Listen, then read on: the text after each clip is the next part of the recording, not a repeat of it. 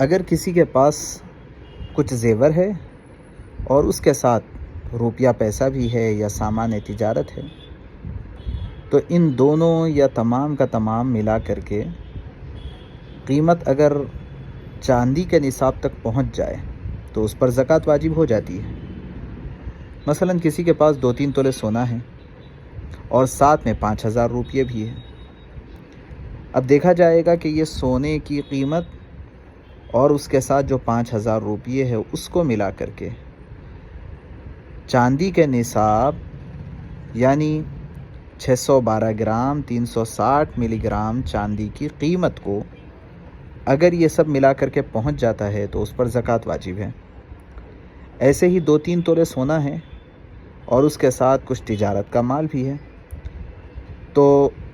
یہ سونے کی اور مال تجارت کی کل قیمت اگر چاندی کے نصاب تک پہنچ رہی ہو،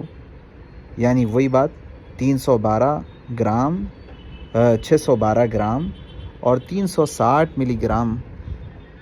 اس مقدار تک پہنچ جائے تو زکوٰۃ واجب ہو جاتی ہے۔